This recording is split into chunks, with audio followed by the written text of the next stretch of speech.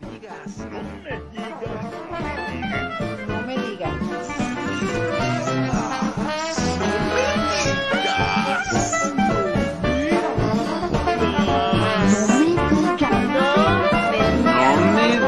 Café con sabor amargo. Señores, gracias por estar con nosotros. Híjoles, de verdad, como todos los jueves en un programa más de Café con sabor amargo con el ingeniero David Alpizar. Ingeniero, gracias, la sana distancia, cuidándonos del COVID, ingeniero, pero acá estamos. Sí, claro que sí, Gerardo. Muy buenos días a todos los que nos hacen el favor de vernos y escucharnos cada semana. Pues sí, tenemos temas muy interesantes para tocar el día de hoy. Básicamente, el regreso a clases y lo del matrimonio igualitario. En el caso del regreso a clases, la maestra Blanca Estrada ayer en tu programa también hizo una muy clara exposición de diferentes ángulos con respecto a lo del regreso a clases. Pero es un tema que yo creo que da para mucho más en ciertos aspectos. Oye, que yo les llamo. Y qué bueno que dices eso, porque además, como siempre empezamos el programa, en el cual pues las condiciones son diferentes. El regreso a clases con la presencia de incrementos de COVID, ingeniero, en el interior del estado, donde vemos que municipios como Canacín, como Humán, Valladolid, Punumá, Concal, Izamal, Mascanos, Tuscap, hay un incremento tremendo. Entonces, realmente, ese regreso a clases juntamente con el COVID, pues, como decíamos, realmente la CGI, el secretario, buen gestor, ese Pokémon que viene con su Pikachu a salvar a todos los CGI, está listo, Inge, porque, como dicen los maestros, ingeniero, dice, espérate, una cosa es lo que pasa arriba, pero no aterriza en los maestros, en los docentes, a los padres de familia, Inge, y es un tema interesante. Sí, no, sumamente interesante, por muchas razones, Gerardo, por muchas razones. Brevemente te comento, ¿no? Y para que nuestro público también sepa, ¿no? El regreso a clases es un tema a nivel mundial.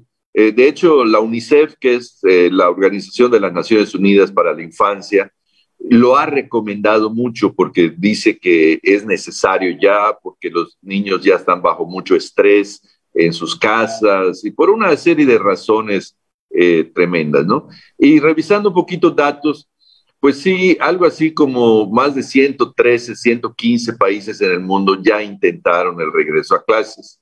Ahora, una cosa muy interesante que también encontré en toda la información que está disponible es que la gran mayoría de los países que han regresado a clases han invertido grandes cantidades de dinero para reforzar las condiciones y minimizar los riesgos, cosa que lamentablemente no estoy viendo en el caso de México y mucho menos en el caso de Yucatán. Oye, entonces, estás diciendo que esas fotos que el secretario tomó repartiendo ese gel, su paquete de Rosa Venus, sus litros ¿cómo se llama? De gel, su bolsota de 5 kilos de FAP, no es suficiente, Inge.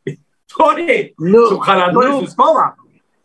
Mira, obviamente, nunca nada va a ser totalmente suficiente. Siempre va a haber necesidades y siempre va a haber cosas que se escapen de la planeación, ¿no? Pero precisamente hablando de planeación, yo siento que en México se ha hecho una muy pobre planeación del regreso a clases.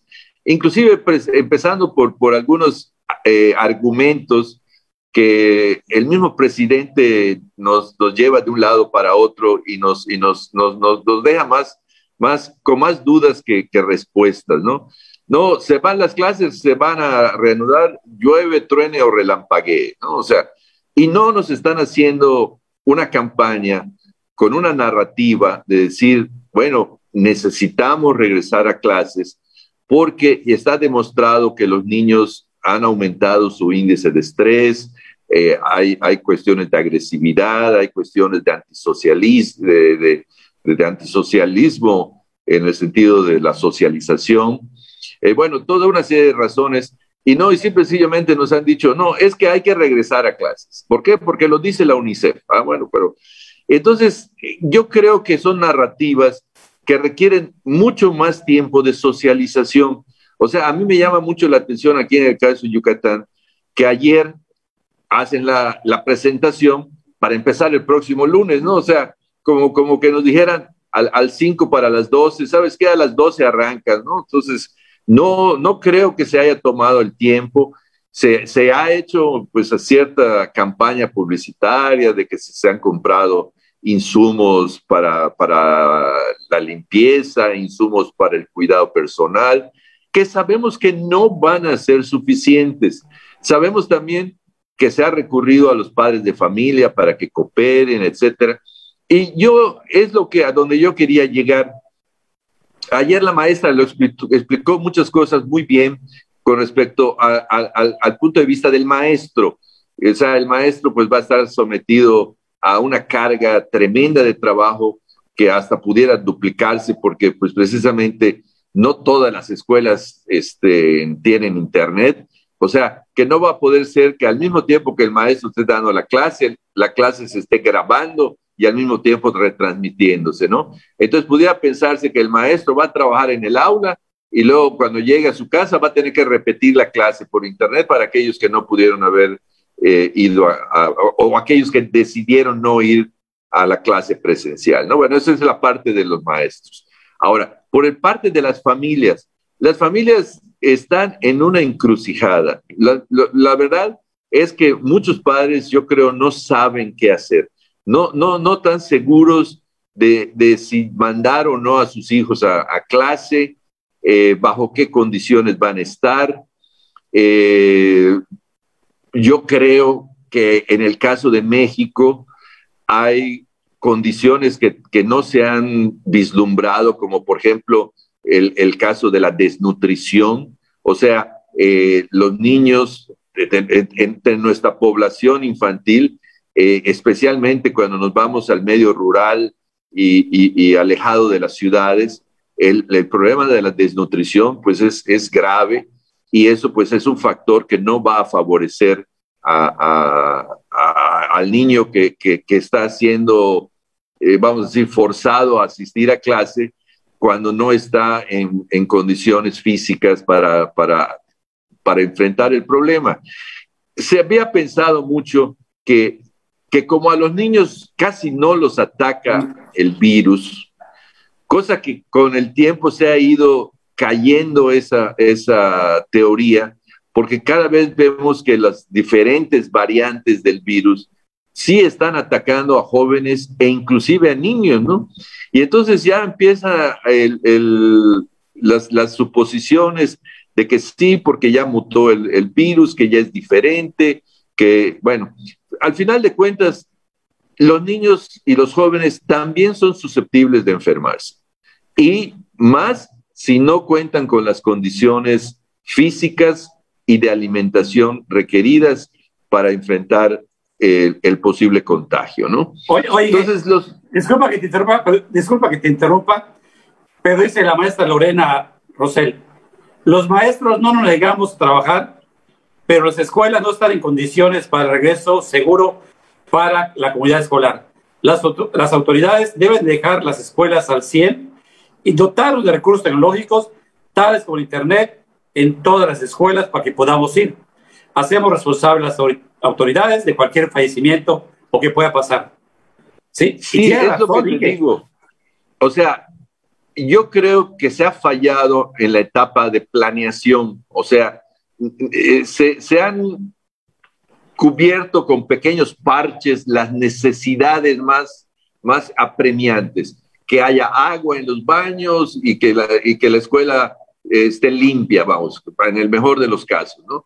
Pero no estamos considerando, por ejemplo, personal adicional para proteger a los niños. Creo que la maestra lo planteaba ayer correctamente. Cuando el niño quiere ir al baño, ¿quién lo va a acompañar?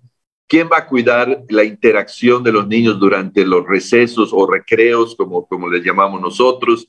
O sea, hay toda una serie de cosas que, como te digo, la experiencia de otros países es que todo eso ha llevado un costo adicional para proteger y para cubrir específicamente todos y cada uno de los detalles. Sabemos que los maestros no se niegan. Inclusive, bueno, sí hay algunos sindicatos.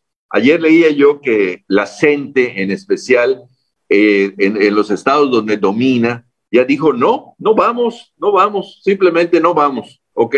O sea, creo que donde la CENTE domina, estados como Michoacán, Guerrero, inclusive creo la Ciudad de México, sí, dijeron, no vamos porque las condiciones no están, no están garantizadas. O sea, las condiciones no las consideramos que estén completas.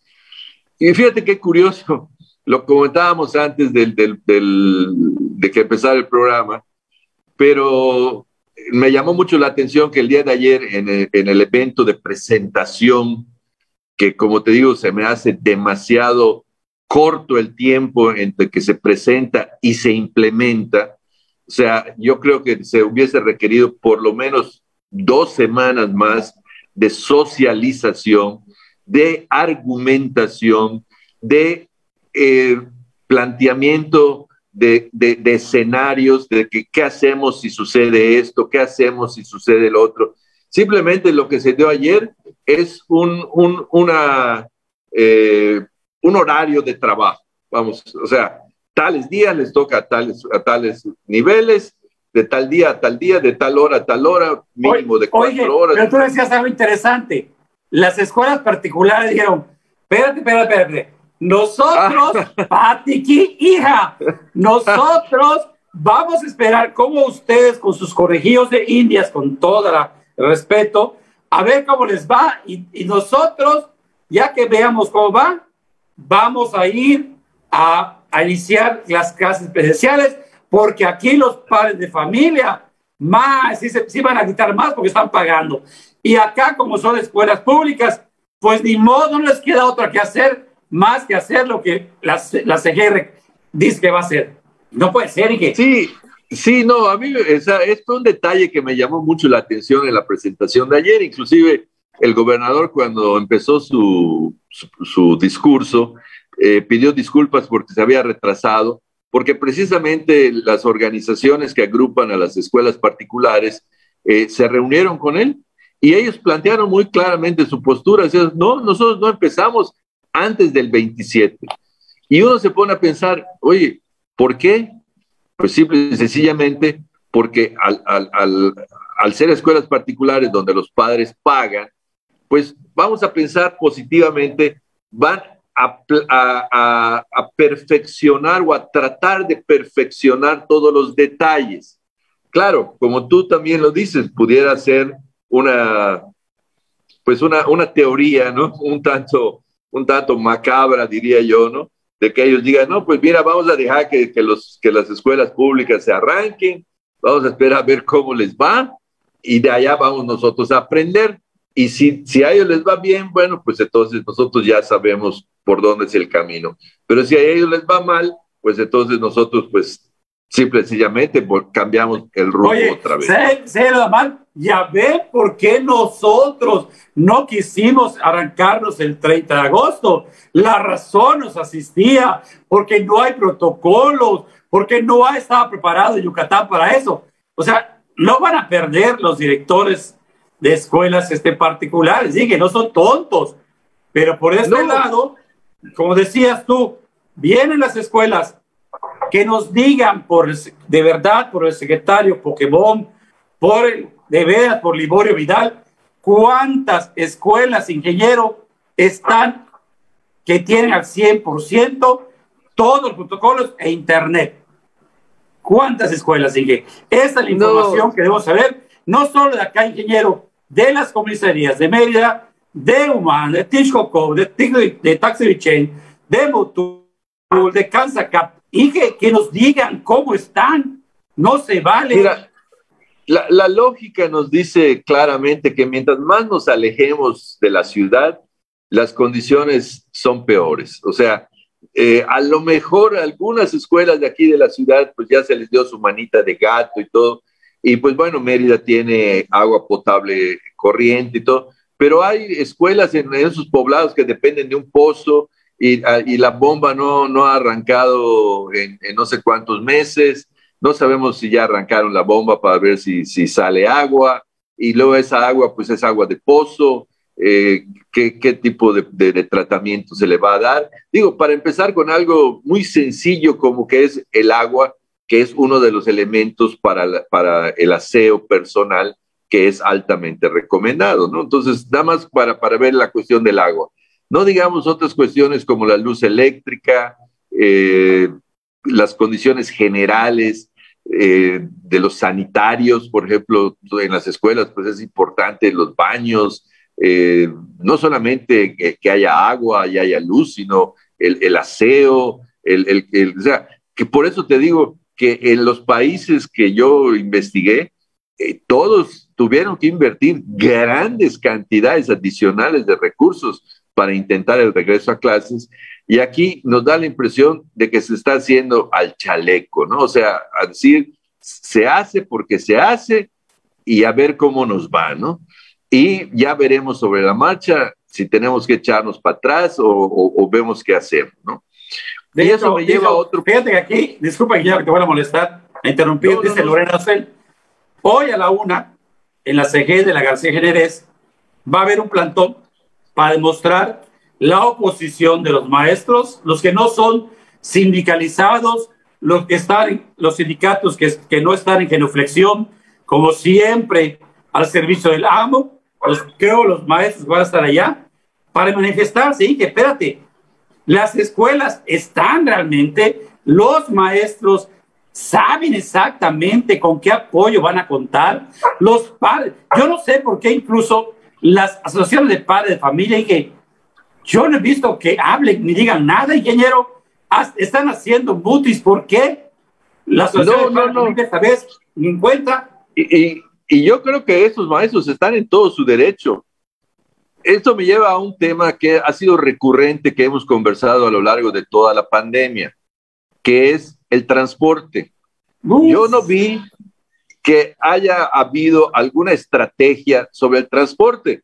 Digo, ahora, si el transporte ha estado reducido solamente para la gente que tiene que ir a trabajar, pues muchos maestros también usan transporte público para transportarse a su centro de trabajo, y muchos padres de familia también usan el transporte público para llevar a sus hijos, o los que ya son jovencitos que están terminando la primaria o la secundaria, ya se transportan solos, pero también usan el transporte público. Entonces yo me pregunto, ¿hay algún programa? O sea, ¿se tomó en cuenta ese factor?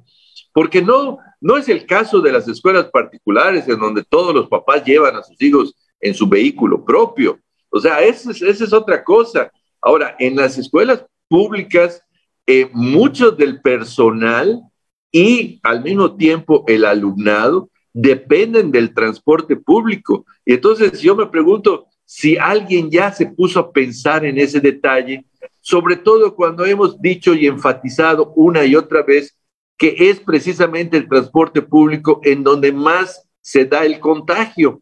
O sea, es el punto donde el contagio es mucho más galopante, podemos decir, o sea, que se va transmitiendo, y eso, por eso se sucede que dice, oye, pues es que yo no he estado en contacto con nadie que estuviera enfermo. Bueno, no lo supiste, pero te subiste al camión y te fuiste de tu colonia al centro, y luego del centro al centro de trabajo, ¿no? El doctor hacía algo interesante. A ver, ¿dónde está la CGI? ¿Dónde está el secretario, que es cabeza del sector, y se reunió con la Dirección de Transporte?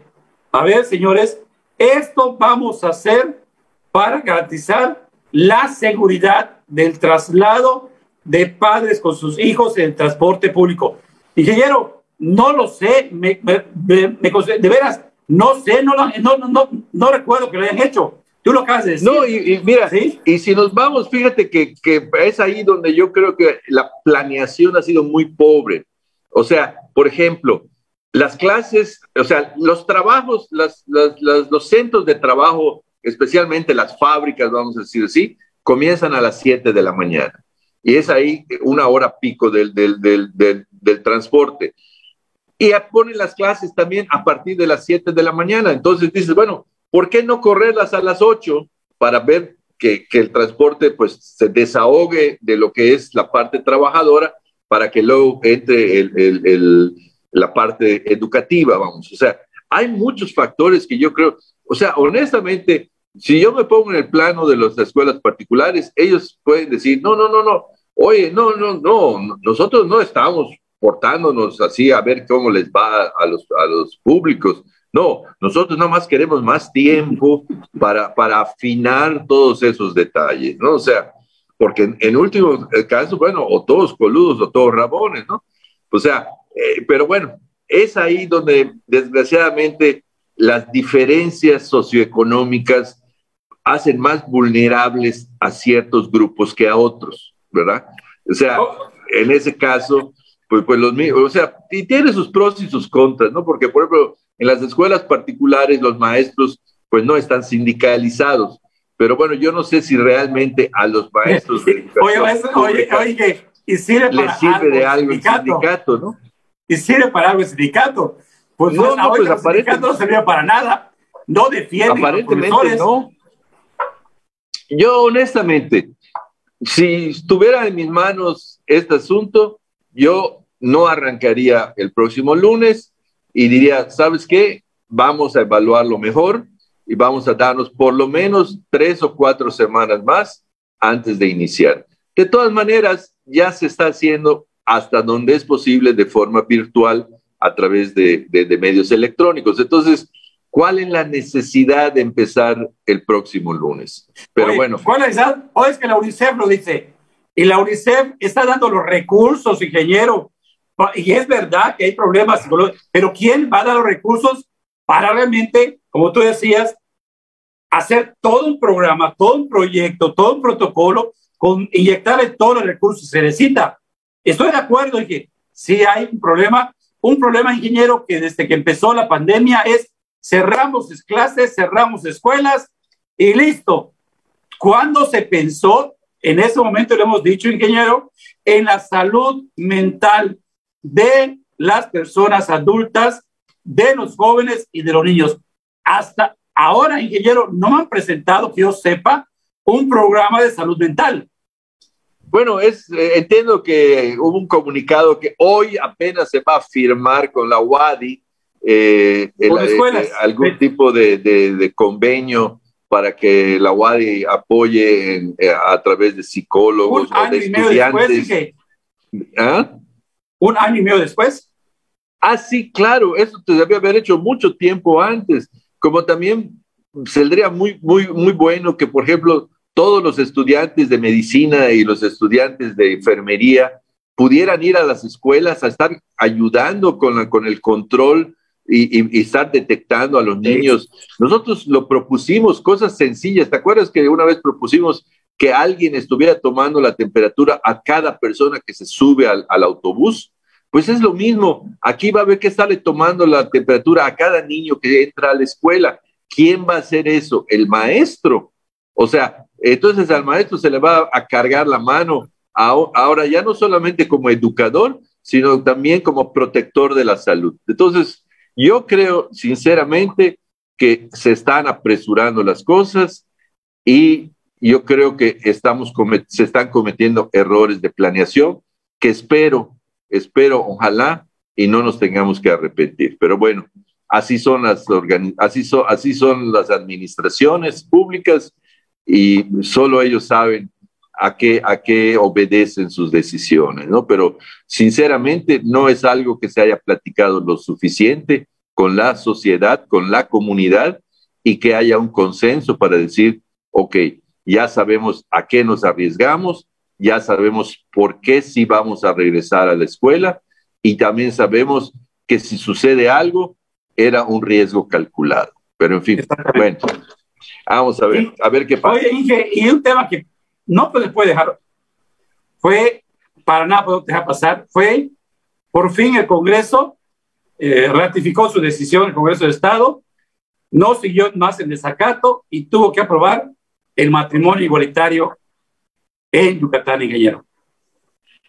Bueno, lo dijimos la semana pasada, ahí sí que no nos equivocamos, lo pronosticamos, dijimos que a nuestro juicio era bola cantada, ¿no? Y explicamos inclusive algunas de las razones. Ahora, entre tantas cosas que he oído, me gustó una que alguien puso ayer, de que el gobernador se aventó una carambola de 3 bandas. O sea, pues los que saben de billar, pues una carambola de 3 bandas es una jugada maestra, vamos a decirlo, por decirlo de alguna manera, ¿no? ¿Por qué? Porque mató varios pájaros de un tiro. Primero, se quitó la presión de este problema en una legislatura que ya va de salida y que, pues, que Dios los bendiga. Si alguien los va a odiar, pues ya va a ser su problema, ¿no? Y no le dejaron el paquete a la próxima legislatura, que va a ser una legislatura a modo del gobernador, porque va a tener una muy amplia mayoría de diputados que son de su propio partido. Entonces, lo primero fue, vamos a buscar a los malos, pues ya sabemos quiénes son, ¿no? Eso fue por un lado.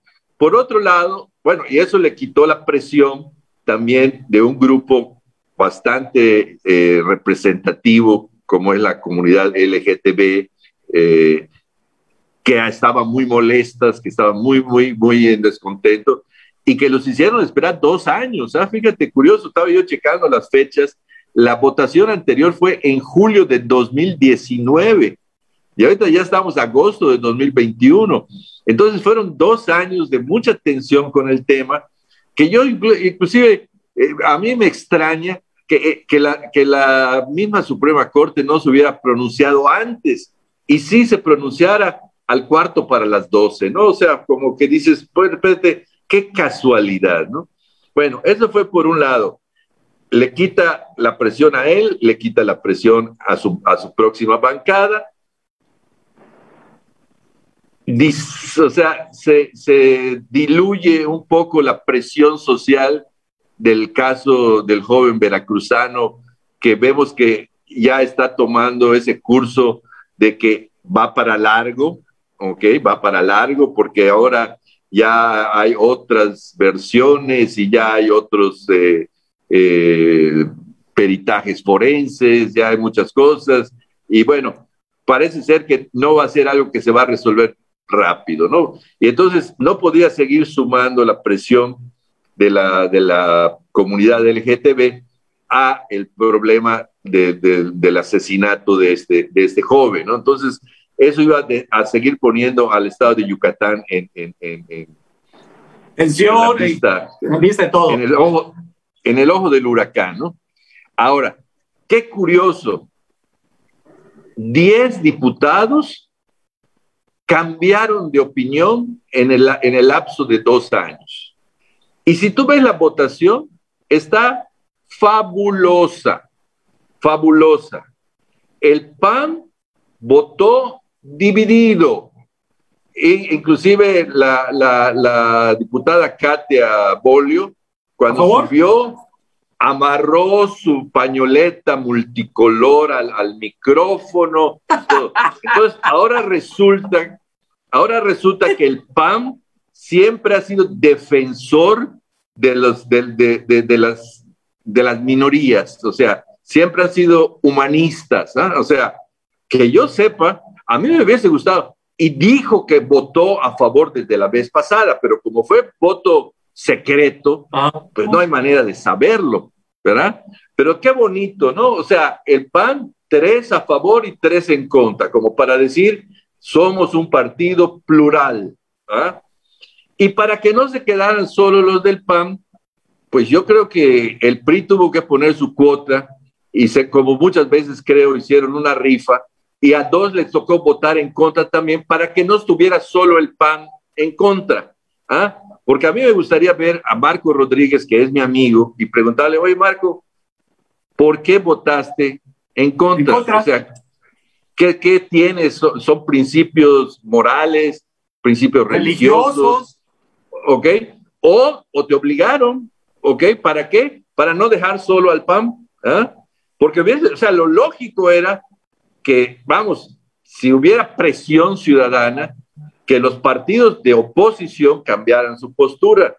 Pero ya vimos que la vez pasada la votación fue muy clara, fue 15-10, o sea, y esta vez fue 20-5, entonces 10 diputados cambiaron de opinión, y a lo mejor fueron más de 10, porque a lo mejor estos que votaron hoy, como Marco Rodríguez y Mirtea, pues no sabemos cómo votaron la vez pasada, pero pues hoy no le quedó más remedio que mostrarse contrarios y de alguna manera respaldar a los panistas, que obviamente no iban a votar todos a favor, porque eso era pues casi como cavar su tumba política, ¿no? Porque Katia, no olvidemos que Katia será como diputada federal y que tiene asegurada la chamba, no tiene bronca.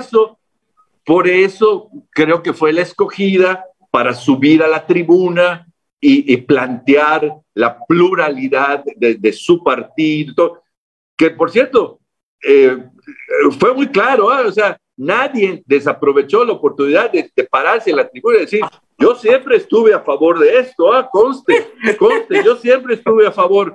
O sea, lo hizo el PRI, lo hizo Nueva Alianza, lo hizo Morena, o sea, cada uno no desperdició la oportunidad de subir y decir, conste que yo siempre estuve a favor, o sea, no vayan a pensar que soy de los que está cambiando de opinión, ¿no? Entonces, agarras y dices, espérate, a otro burro con este circo, ¿no? O sea, honestamente, lo que vimos ayer fue un circo actuado, negociado previamente. ¿Por qué? Por todas las razones que ya expusimos. Bueno, por el lado de la gente que deseaba que esto ya se terminara, pues ellos lo están viendo como un acto de justicia y pues ellos tienen el derecho de verlo como mejor les parezca, ¿no? Pero yo, más que un acto de justicia, lo que vi fue una carambola política de tres bandas, en donde tal vez el único raspón es qué va a pasar con los panistas ultraconservadores, que no faltaron ayer algunos a manifestarse en contra de esta decisión, ¿verdad? Y cómo se han ido sintiendo este grupo del panismo tradicional, que primero los golpean metiéndoles candidatos de su más acérrimo enemigo de toda la vida, que era el PRI, y ahora votando en contra. Yo, pues, la verdad, me extrañó que no vimos ayer a las rezadoras, ¿no? O sea, la verdad que me extrañó. Yo creo que de antemano le dijeron que no era conveniente. ¿Ah? Ya estaba todo arreglado, ¿ya para qué? Claro, o sea, todo fue una estrategia política que, bueno, los que les gusta la cuestión política, pues tenemos que reconocer que fue una jugada magistral. O sea, que si se le atribuye al gobernador o si se le atribuye a sus consejeros, o sea, a sus consultores, pues no lo sabemos, o sea, no sabemos si fue obra de ellos, ¿no? Pero obviamente todo fue un riesgo medido. El mismo gobernador se delató porque desde temprano sacó en sus redes sociales, hoy puede ser un día histórico en Yucatán. O sea, como que, y luego pues cuando ya se aprobó dijo, hoy es un día histórico. Pero si tú te das cuenta y revisas las redes sociales y ves lo escueto de esos párrafos que escribió el gobernador, comparado con la presentación del programa de retorno a clases, con fotos, con discursos, con todo. Entonces agarras y dice, bueno, me hubiese gustado ver un gobernador que saliera y dijera, señores, los invito a que hoy voten a favor del matrimonio igualitario, porque eso es algo que ya esta gente se lo merece. Vamos, o sea, simple y sencillamente. No, jugó muy bien sus cartas, creo yo, supongo, muy bien asesorado, pero bueno, finalmente, jugada maestra, ya esta legislatura, adiós, que les vaya bien. Bienvenido a los nuevos Petronilos. Bienvenidos los nuevos Petronilos. Entiendo que hoy les van a dar sus acreditaciones y el próximo lunes, el martes, ¿no? El día 1 de septiembre. El miércoles 1 de septiembre ya está. El miércoles 1 de septiembre ya se instala la nueva legislatura. Seguramente la gran comisión va a quedar en manos del PAN y a ver cómo quedan las otras diferentes comisiones. Ojalá y las comisiones, sobre todo la de presupuesto, que al menos esa no la presida el PAN, aunque seguramente va a tener mayoría, ¿no? Claro. O sea, hay dos comisiones que son muy importantes. Platicamos la próxima semana, ya el tiempo se nos acabó, porque es un tema muy interesante, y a ver cómo... Sí, de hecho no nos alcanza el tiempo porque se nos alarga todo, pero bueno, en fin, gracias a todos los que nos vieron hoy, quedó un tema pendiente, tenemos los temas nacionales, los iremos tocando poco a poco conforme el tiempo nos permita. Buenos días a todos, gracias. Gracias, Yazo, hasta la próxima. No me digas. No me digas.